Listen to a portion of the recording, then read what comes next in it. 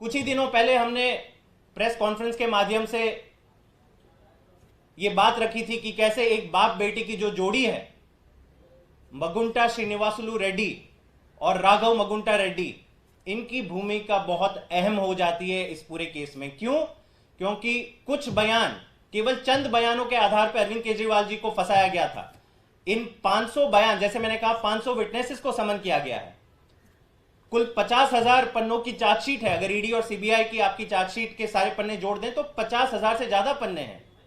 लेकिन इनमें से केवल कुछ बयान हैं जिनके आधार पर अरविंद केजरीवाल जी को गिरफ्तार किया था। उसमें से है ये बाप और बेटा मगुंटा रेड्डी और राघव रेड्डी। इनकी भी कहानी हैरान करने लायक है। पिता पुत्र के यहां ईडी की रेड होती है।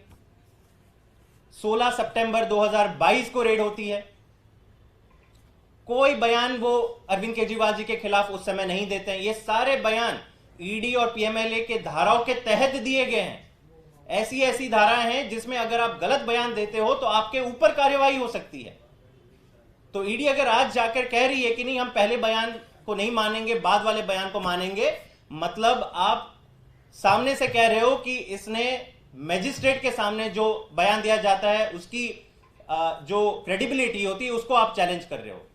तो 16 सितंबर 2022 को ये पहला बयान देते हैं जब ईडी की रेड आती है, पड़ती है। उसके बाद 10 फरवरी 2023 को, क्योंकि अब तक तो उनको मनचाहा बयान मिला नहीं ईडी और सीबीआई को, तो 10 फरवरी को उनके बेटे जो हैं राघव रेड्डी गिरफ्तार हो जाते हैं।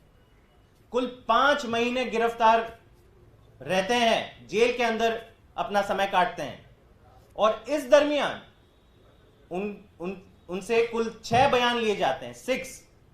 6 स्टेटमेंट्स राघव रेड्डी से लिए जाते हैं और 2 स्टेटमेंट कुल मगुंटा रेड्डी उनके पिता से लिए जाते हैं। तो कुल 8 स्टेटमेंट लिए जाते हैं जो वैलिड हैं, जो पीएमएलए की धारा के तहत लिए गए हैं। लेकिन इसमें अरविंद केजरीवाल जी का तो नाम नहीं है। अगर नाम नहीं है तो रहो आप कैद जेल के अंदर। 16 जुलाई 2023, 5 महीने बीत जाते हैं, बाप और बेटे का हौसला टूट जाता है और फिर वो पहली बार अरविंद केजरीवाल जी के खिलाफ बयान देते हैं, पहली बार। और होना क्या था उसके बाद?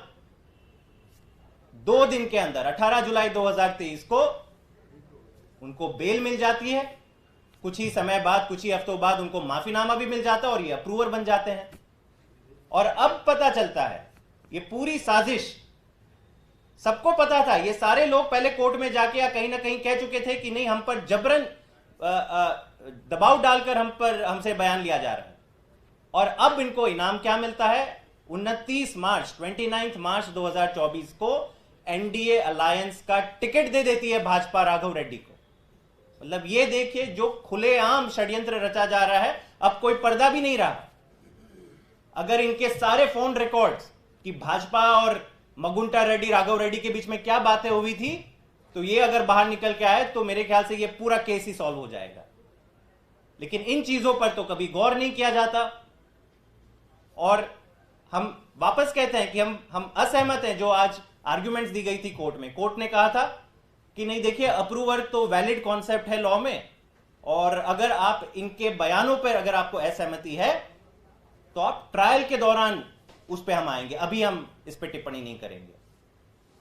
मैं आप सबको बता दूं कि संजय सिंह जी का जब बेल एप्लीकेशन हाई कोर्ट ने रिजेक्ट किया था तो सिमिलर आर्ग्यूमेंट यूज हुआ था कि आप अप्रूवर को क्रॉस एग्जामिन कीजिए, ट्रायल शुरू होने दीजिए। हम सब जानते हैं कि ट्रायल इनका मकसद ही नहीं है ट्रायल शुरू हो। 2 साल से आपने इस केस में ट्रायल नहीं शुरू किया। मनीष सिसोदिया जी को 1 साल से ऊपर हो गया जेल में। और क्यों? क्योंकि कोर्ट ने कहा कि ट्रायल शुरू हो जाने दीजिए। ट्रायल शुरू नहीं होता मतलब सालों भर आम आदमी पार्टी के नेता जेल में रहते हैं।